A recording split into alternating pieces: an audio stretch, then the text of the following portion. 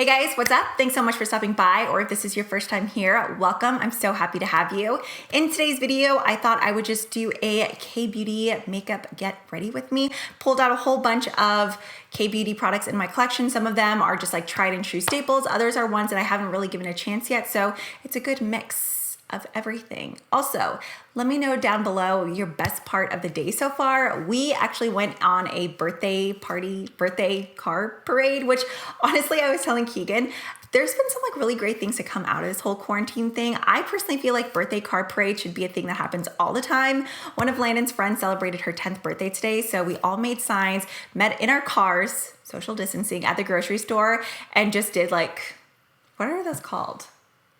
An autocade? Why am I being so stupid right now? I'm having a brain fart. Basically though, we just had a big line of cars drive past our house with signs and like threw presents out the window.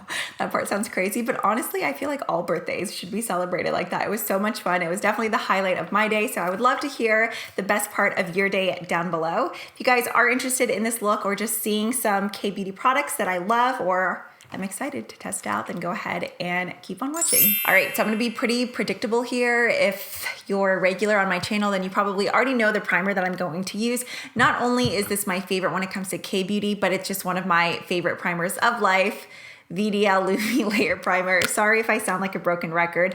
I do have maybe 2 or 3 other K-Beauty primers in my collection, but honestly, I feel like nothing gives the same effect that the VDL Lumilayer does. I know that there's a couple, maybe 2 or 3 other types in the VDL primers, but you want the VDL Lumilayer. The actual packaging may be different. Either on Sephora or Ulta, I saw that there was like a limited edition packaging. As long as it's the Lumilayer primer though, you're good to go. It just has this really nice thin gel-like consistency. It's super hydrating on the skin, and it just leaves your skin with this gorgeous pearlescent luminous finish.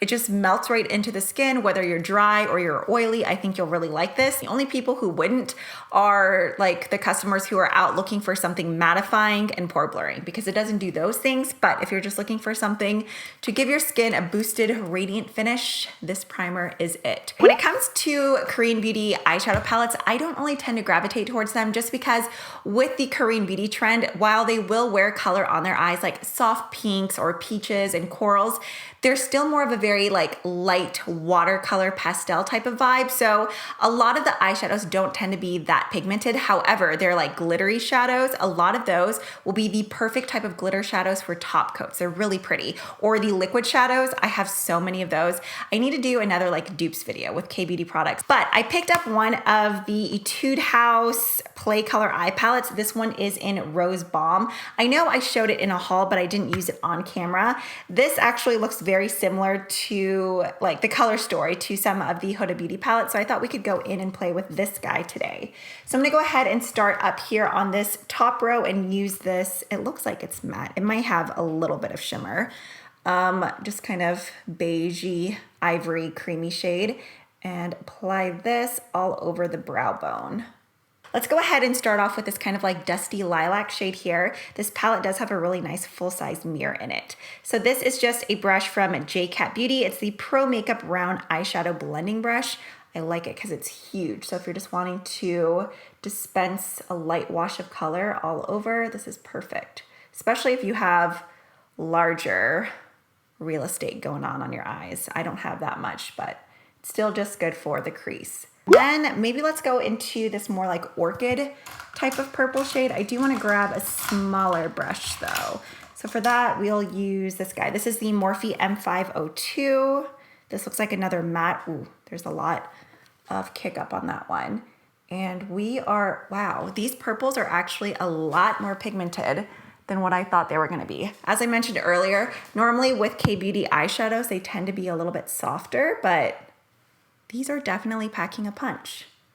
Okay, so let's just do this all over the lid too, but not take it up quite as high. I'm curious to see how, I'm not sure if that's a press glitter or what. It doesn't look quite as chunky as some of like the press glitters you see in the ColourPop shadows. Just use my finger and press some of this glitter. Oh, this glitter is cute. I like it just because it is a mix of both pink and copper. It almost looks more orange and it's sticking right on even without any sort of glitter base. It doesn't feel like wet and creamy, but it feels creamy in the way that like a ColourPop Super Shock Shadow feels creamy. Let's go ahead and move on to foundation. I have two different options here. We have the Hardcover Glow from the brand Holika Holika. I don't know why I really like the packaging of this, just the soft pink cap. And then the Double Lasting Foundation from Etude House. Both of them are in really light shades, which is perfect because as you can see, I'm very fair right now. I feel like I always go for like the glowy option. I really do want to use that. I have used it before, but I don't think I've ever used it on camera. So today, let's just go in with the Double Lasting Foundation. I really like that this comes with a pump. I've seen in several blog posts that people compare this or they'll use it as a dupe for the Estee Lauder Double Wear. I don't think it's a dupe at all. I think they only really do that because of the actual name of the foundation. I'm currently using the shade number 5. It has SPF 34. As you can see, it is a very runny foundation. However, I will say that the actual longevity of the formula is pretty good. I was impressed. I wore this whenever we went to the state park recently, which was so nice because obviously they're limiting the amount of people that can go there. We bumped into maybe like 1 or 2 other families, but we saw them at a far off distance, like way more than 6 feet, more like yards and yards and yards away, like hundreds of yards away, mainly because we stayed on some back paths, but it was so nice out. But I had worn this foundation. It ended up getting a little bit sunny and warmer out, but my foundation still stayed in place all day long. Okay, so I'm just gonna do half of my face first, just so you guys can see. A little bit of this goes a long way. That was 2 pumps, probably 1 pump would have been good enough because as you can see, it really does spread. How do I forget a headband every single time? Okay, and then I'm just gonna go in with a sponge to really press it into the skin. I don't remember if it's the Double Lasting or the Hardcover Glow. One of these actually had a larger shade range than what K-Beauty foundations usually do. Or maybe I'm thinking of one of my cushion foundations instead. No, I think it was the Hardcover Glow, or maybe it was in a different formula. They came out with like a terracotta line. I can't remember which foundation it is though, where they had some deeper shades. But unfortunately for the most part, K-Beauty complexion products do have a very limited shade range. Okay, so here is one side of my face. As you can see, you actually get really nice coverage from it, but it's very thin and liquidy, so it feels really comfortable on the skin. It doesn't feel heavy or cakey. Nothing feels like tight or dry. And since it's so thin, you can really go in and build it up. But that is just one layer. All right, moving on to concealer. I have 2 different options here. The first one is from the brand McQueen. I think I've actually used both of these on camera before. The first one is the Air Fit Cover Concealer, the Slim in shade 23. I think I used this one most recently. And then the other one, I think it's pronounced the Saem. It's spelled closely to Saem, but it's S-A-E-M. This is a really affordable, I think it's considered like a drugstore brand in Korea. I've heard a lot of different Korean beauty bloggers mention this one. That was the main reason I purchased it. I really liked it. Some of this right on the under eyes. You know what? Let's go ahead and hit those outer corners too, just to kind of clean up right there. And then let's just go in and blend this in. I would just say that this is kind of typical coverage for concealer. It's not quite as like heavy duty as Tarte Shape Tape, Born This Way concealer, or you know what concealer I've been thinking about a lot recently is the MAC Pro Longwear concealer, the one that came in the pump. I don't know why that one keeps popping up in my head. I feel like there was like a good solid year and a half where everyone used that. Actually, maybe this is more coverage than what I remembered. Perhaps I was actually thinking of the McQueen concealer because this is actually full coverage. Why did I ever put this one away? This is the problem whenever you have too much makeup. You like forget about certain things. You know what? Maybe we could go in with like one of these shades for the inner corner just because it's one of those cool kind of marbly looking shades. Just to give an opportunity to test out more from the palette. What the heck? Why did I put this concealer away? I love the coverage of this. And I'm pretty sure whenever I first used it on camera, I even said how much I liked it. Dang, and it's so tiny, I don't want to run out of it. All right, just a little bit more right here. Moving on to setting powder. I had ordered this powder back in December. I packed it when we went on our cruise, and then since then, it's been living in my purse. If you're just looking for a great blurring and smoothing powder, I am so impressed by this. Whenever I ordered it back in December, I think it was a semi-newer launch. So this is from the brand EGLips, and it's just their Blur Powder Pact. So it comes in this really cute pink compact, and there's a little peach on it. Even the powder puff is in the shape of a little peach. It's very, very lightly scented like Korean peach candy, but do not be confused. It's not like the Too Faced Peach Perfect stuff. Korean peach candy is totally different because it's like white peach flavored. If you've never had one of those, you're missing out. They are delicious. But I'm really curious to see if like the actual finish of this is similar to the Charlotte Tilbury, is it the Magic powder? I always forget the name. I've been wanting to try that one for a while, but I've just been putting it off because I have so many powders. But I am really interested in trying the, I think it's the No. 7 Lift and Illuminate powder. I've heard Jessica Braun rave about that one, and she says that she thinks it's pretty similar because she owns both. So that may have to be an upcoming Target purchase. So I like to just go in with the sponge. A little bit of this goes a long way.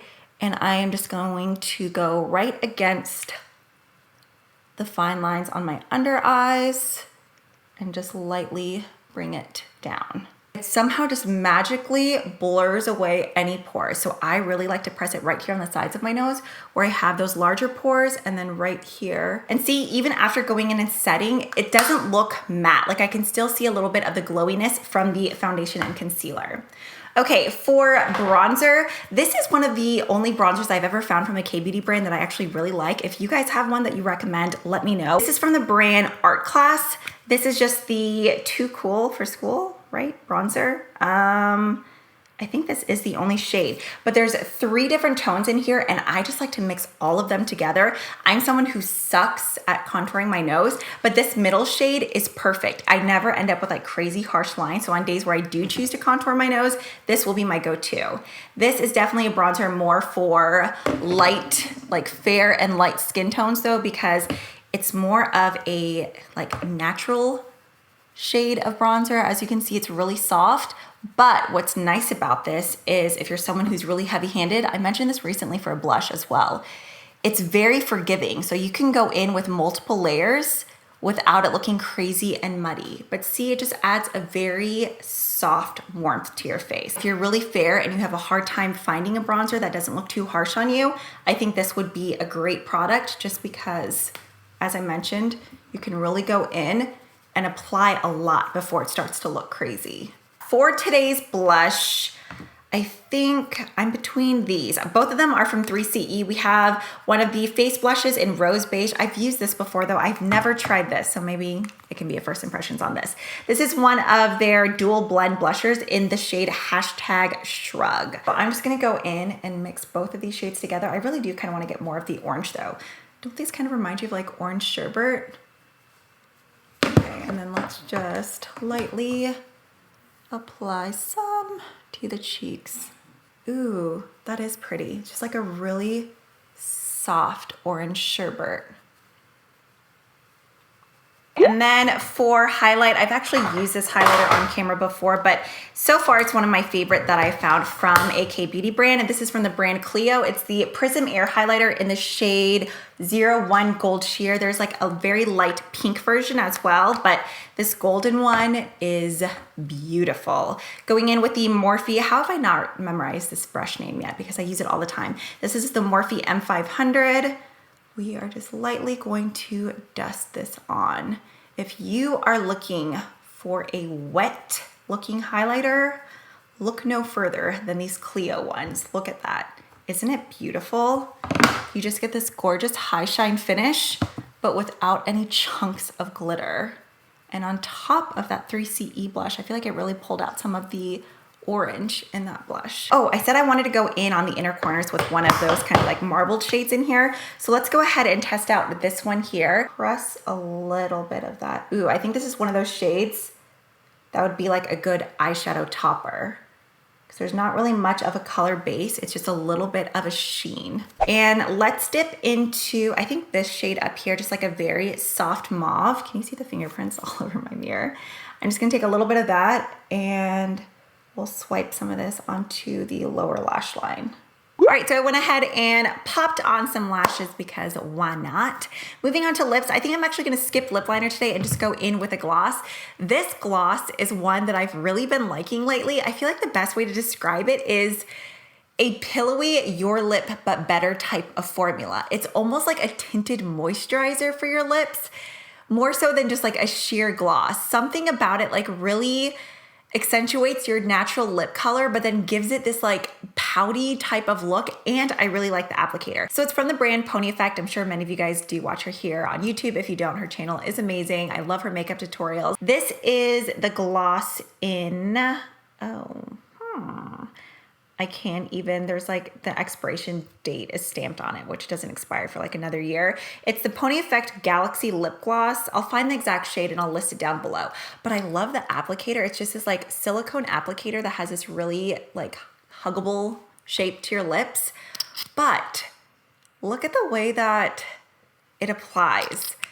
Do you see what I mean? It's like, it just enhances your natural lip color, adds a little bit of a tint, but it's not your typical lip gloss. Like it feels different on the lips. It has more of like a thin serum type of consistency. I don't know if it's the applicator that makes it feel so different too, but it's just a really unique formula. Let me know what you guys think of this look down below. Also, let me know if you would like to see more of like a softer KBD, like true KBD inspired type of look. This was my first time really going in with the Etude House Rose Bomb palette, and I have to say I'm impressed. I really like the color story in this palette. You have more like of these vivid, bright pinks over here, pinks and purples, and then just softer mauve-y, rosy tones over here. But overall quality is really nice. I'll definitely be using this blush combo with the highlighter more. I've been using this highlighter for forever now, but with this blush, I love it. It's just like that very soft orange sherbet. That's the best way to describe it to me. But yeah, that is it for today's video. As always, thank you so much for hanging out. Let me know what other videos you guys would like to see this week. Hope you guys are all having a great day, and I will see you in the next one. Bye.